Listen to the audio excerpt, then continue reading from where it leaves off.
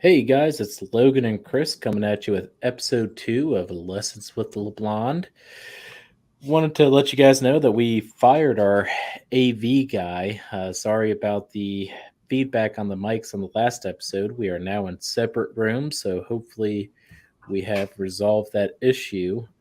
But this episode, we are going to go over our LeBlond suite of products, get that into it a little more, and Chris is going to go over the lesson of the day, which is servo shifts on old LeBlonds. Um, but we'd like to thank you first for all your feedback on the first show. Um, Chris, I can see your wife didn't give you any concealer for your head. It's shining bright as ever. Well, the way she has to always wrestle with the girls at keeping her makeup, she won't let me touch it. So, Well, you know, next time, maybe next episode, she can you can bring some in and give some to me too because it's getting pretty shiny up there. But after we start getting really good at this, we're going to have to hire us a makeup artist and a wardrobe hey, now we're lady, talking all like a that big good news stuff. anchor. Yeah. Um, so we're gonna just dive right into it, guys. Um, like I said, I'm gonna start with the talking about the suite again. We received some feedback on what exact machines were in the varying types of suites. So the three that we have preset are for schools, small manufacturers, and large manufacturers. Um, the school package, we'll start there first. That includes 5 machines: a lathe, mill, vertical bandsaw, horizontal bandsaw, and drill press.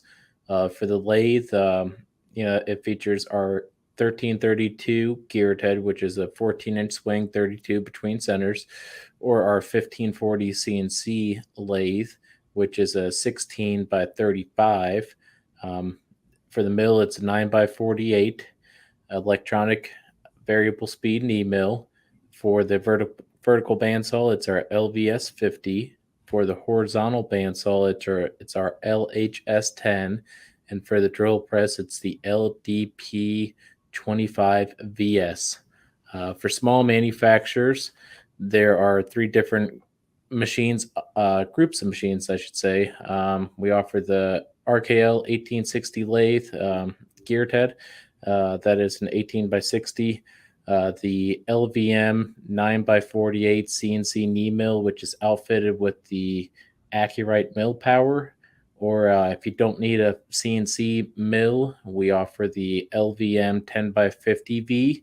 And then we also are offering the KO Lee 10 by 20 2-axis automatic surface grinder, which can be outfitted with a auto downfeed on it to turn it into a fully functional 3-axis machine. For large manufacturers, we have the RKL 25 120 geared head. That's a 26 by 117. We have the LVM 9 by 48 CNC mill again with the mill power, or the LVM 12 by 58 electronic variable speed mill, and then the KLE 1632 2-axis automatic surface grinder, which, like the 10 by 20, can be outfitted with that auto down feed. I'm gonna encourage you all to go to our website, leblondusa.com/suite, to get a summary on the specs for each of these machines if you want to get more info on those. Again, what we went over in the first episode, these packages are fully customizable. Um, so if you want 5 different types of lathes, we can make that happen. Uh, you're welcome now. Submit questions you got, and I'm going to hand it over to Chris, and he's going to go over the lesson of the day. Hey guys, so in the first episode, we talked about the brake. So on this one, we'll talk about the servo shift a bit and what all goes into it. Um, with the servo shift, there's a lot in a sequence that has to happen in order for that servo shift to come on. First is when you change the knob, call up a new gear selection, speed selection. There's a micro switch behind that knob that you're clicking. That's going to send a signal out that said, "Hey, we've called up a shift and we need to shift." But it's not going to shift till it goes into brake.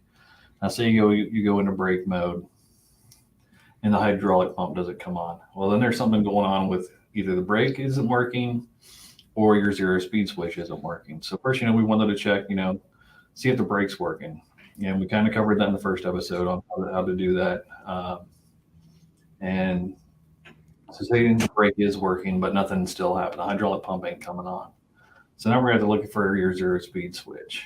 And on that zero speed switch, there's going to be two wires that are going to be marked NO and C, normally open and closed. A great way to check this is get you about 6-inch long piece of wire, trim off both ends, make a jumper, and just touch those two screws on that NO and C. If it initiates the shift and the machine shifts fine, now your ZVM's bad, so we have to get you a zero speed switch. Unfortunately, if you have the old Mercury style, those are obsolete, of course. So we do have a new kit that completely converts it over to get you back up and running with the ZVM. Now, say the ZVM is working, your hydraulic pump is coming on, but nothing's shifting.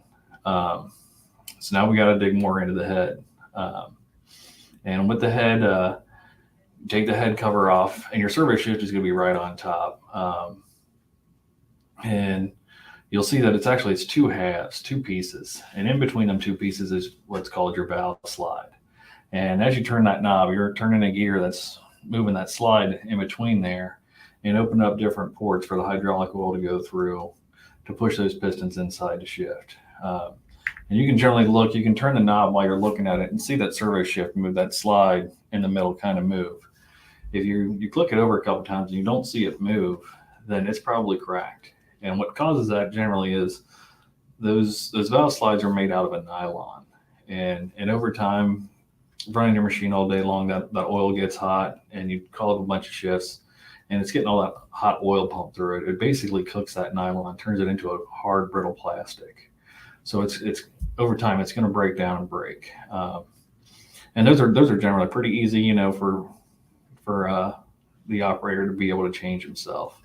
The biggest thing you don't want to do is have the servo shift out and then turn the machine on and have that hydraulic hose just sticking out, because you will be cleaning oil off your sealing for a long time. And hopefully you only make that mistake once. I know I've learned that lesson. Now say you do get it all apart and it's still the valve slides all together. Now we got to dig into your pistons, because maybe one side is shifting. You're getting some speeds, but you're not getting the medium speeds. So a lot of times it's going to be that side of the servo shift where one of your pistons could be bad. So we've got to take it apart and check and see. So what they did back then, those pistons were also made out of nylon. So the same thing's going to happen to them as the valve slide. They're going to get cooked and they're going to get brittle and they're going to break. What's nice now is we make those large pistons out of aluminum, so they're almost kind of foolproof. The only thing that you'll know that we cannot change is the valve slide itself, unfortunately. So yes, then we'd have to dig in and tear it apart. If that's something you're afraid to do on your own, you can get a hold of us through our website and request, through the parts guys, hey, I'd like to have my servo shift rebuilt. We do offer a package to do that. And I can have that turned around in a day. Usually it comes in by about 10 o'clock in the morning.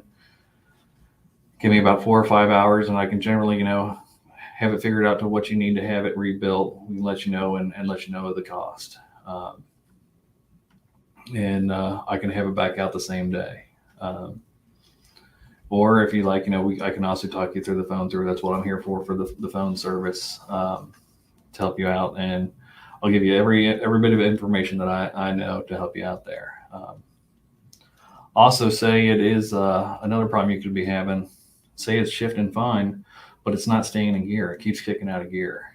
There's going to be a plate underneath the dial on the front side, the servo shift dial for changing the gears.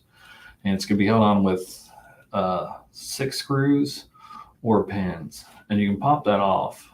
And when you do, you'll see there's going to be 2 windows that you're essentially looking at. And they're called detent arms in there. And those could be wore out where the little notch is supposed to lock on the bar. And if that's the case, that's your problem right there. And we just need to get you some new detent arms. That's another part we can get you out pretty quickly, and you can change yourself pretty easy, or we can help talk you through it. That's really kind of it with the servo shift.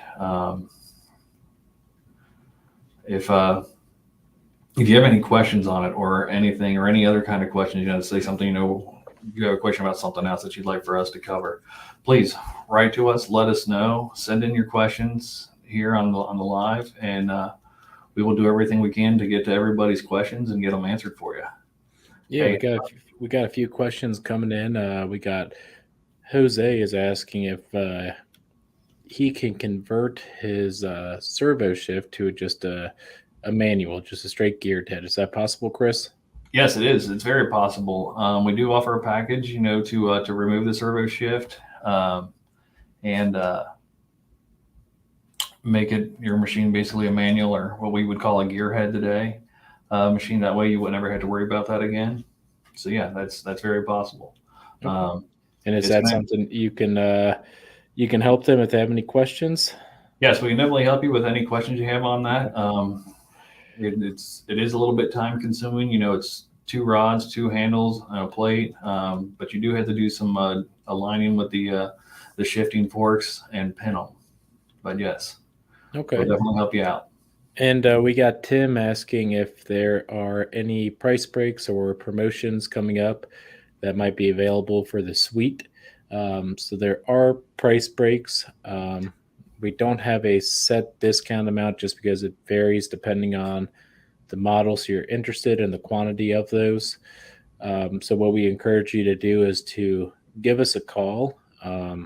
We can discuss that, go through what models you're looking at, or you can always submit a web inquiry through our website, LeBlondUSA.com, and we will reach out to you and we can discuss your needs and we can discuss price breaks and all that.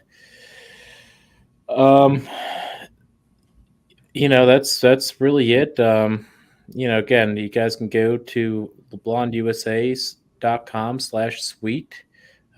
To learn more about the suite of products and see the specs that we for the machines we went over today.